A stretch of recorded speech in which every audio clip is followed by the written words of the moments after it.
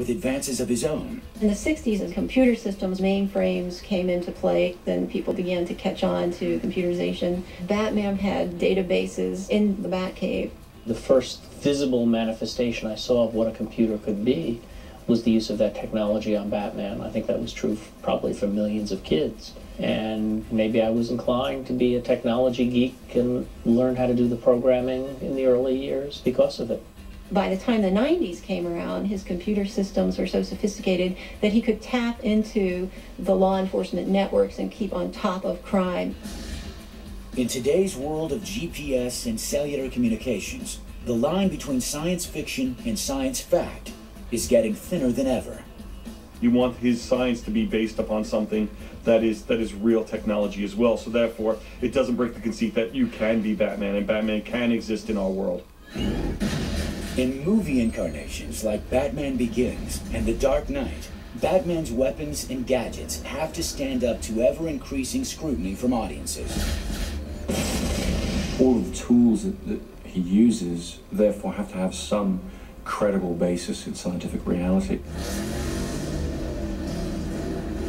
We really wanted to sort of address from the point of view of, yes, if you had limitless financial resources, could you focus that and apply that to creating some very extraordinary, useful crime-fighting techniques? In the Chris Nolan vision of Batman, everything has what I call a hyper-reality basis to it. So in the area of technology, Bruce Wayne and Batman would always take things and convert them from what we today would think is part of the real world. But as Batman's arsenal must meet the demands of 21st century technology, so too must his basic equipment, and that includes the most sensational suit ever worn by a caped crime fighter.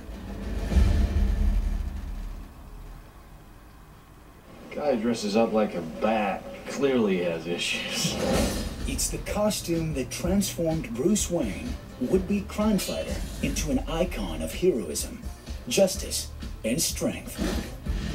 The Batsuit. The Batsuit has been a key part of its owner's mystique from the very beginning, but it wasn't always a source of protection. It starts as a symbol, a creature of the night, something to terrify. It's designed to make you A, anonymous, B, more than human, all at the same time. Originally, Batman's suit was made of cloth. It could be easily torn and didn't include any special technology. The first evolution of the Batman suit takes place in the late 1950s. The editors felt that strange, weird new looks were part of how to sell the story. You would do stories like Undersea Batman, where there would be a special Batman costume just for going underwater. And that began the introduction of the suit as technology. Given the weaponry that he's facing and the situations he's created, you have to believe he needs more in his arsenal in order to combat the greater threat that he keeps on facing. The whole idea of it becoming essentially a suit of armor evolved over the years. The inspiration for some of the technology of the Batsuit was almost accidental. When DC artists added a yellow circle to the suit, one that looked like a bullseye, writers were inspired to add a new aspect to the outfit. When they started addressing the question of it being a bullseye, they took that opportunity to go, well, yeah, okay, then it is a bullseye. He wears Kevlar behind that section of the costume, hoping that criminals will actually fire at that, and it's bulletproof. Well, once you start doing that, the next logical question is, well, if you're going to wear Kevlar there, why aren't you wearing Kevlar under the entire costume? Kevlar bi-weave, reinforced joints, Tear-resistant. this sucker will stop a knife. Bulletproof. Anything but a straight shot. Kevlar's cool. It's 5 times stronger than steel, and when woven in layers, like 3 to 7 layers, it will protect the body. Developed by DuPont in 1965, Kevlar material gets its life-saving properties from the unique way its synthetic fibers are woven. In Kevlar, you have a bunch of fibers that are interweaved with each other, and so as they get hit, they actually stretch. The individual threads are fighting against each other, and it can resist very large impacts and high-speed bullets without actually breaking. So if you have a suit made of Kevlar, and you want to know how close you can be to someone who's shooting at you, interesting question is less the range than the actual size of the bullet and the speed. And Kevlar vests can cover a wide range, and most, hand pistols and even some shotguns, Batman would be very safe against, even up at close range. In The Dark Knight, Batman's Kevlar suit gets an upgrade to the next level in defensive gear. I'd been looking for the story reasons for redesigning the suit, and then it occurred to me it's actually very simple. We just would have it be the real reason we did redesign it, which is he wants to be able to move faster and more flexibly. That's what we put into the story. Hardened Kevlar plates over titanium-dipped tri-weave fibers for flexibility. It'll be lighter, faster, more agile. Perhaps you should read the instructions first. We collected together, read about and looked at all these sort of Under Armour suits, what the Army use. So we just set about redesigning the suit. We see that it's made up of much more facets, like a suit of armour. The separate plates of armor of the new Batsuit are anchored on an elastic mesh. It's 110 components to this suit.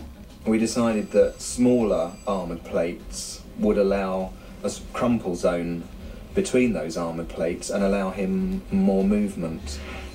The Batsuit's flexible, armor-plated design parallels an actual technology called ceramic armor, made by companies like Ceradyne Incorporated in Costa Mesa, California. Their ceramic plating has the resistance of steel, the material that's long been used to stop bullets. But ceramic plating is 70% lighter. To stop the bullet, you have to break the bullet. Therefore, you need something that is harder than the bullet. The lightest weight, hardest material known to man for these types of applications is known as boron carbide. Boron carbide is a black crystalline powder. When heated to extreme temperatures and formed into ceramic plating, it becomes nearly as hard as diamonds. So where you are right now are in the hot pressing area. This is where we take a powder and we make it into the lightest, hardest material known to man. Transforming the particles into armor begins by pouring the powder into forms and then compressing the material. The armor molds are then put into a hot press. And behind me, you can see the hot presses. These are induction heated and they operate at temperatures close to 4,000 degrees Fahrenheit. The plates are then cooled, but they're not safe to be used as armor yet. On certain high impacts, ceramic armor plating still will shatter. But that's actually a benefit because it really dissipates the energy into the shattering of the material instead of your body. But shards of shattered ceramic plating can still be deadly if they enter the body. To prevent this lethal possibility, a special resin is fused to the back of each piece of armor to catch the broken shards. The final step is we have to put out an outer layer. The outer layer is called the spall shield. So when a bullet comes in, not only do you stop it and catch the fragments in the back, but there may be a little bit that tends to fly in the wrong direction. This will stop it. Armored protection, like Batman has in his suit, is essential to military personnel around the world. As shown in this video, taken by an enemy sniper, ceramic plating can be a soldier's best defense when under attack. The shot was aimed at the soldier's heart, but he survived thanks to his body armor. Development of the Ceradyne armor has resulted in thousands of lives being saved. You can hold the muzzle up against a guy's chest and pull the trigger, and we'll stop that bullet. For my opinion, you need to lighten up. Batman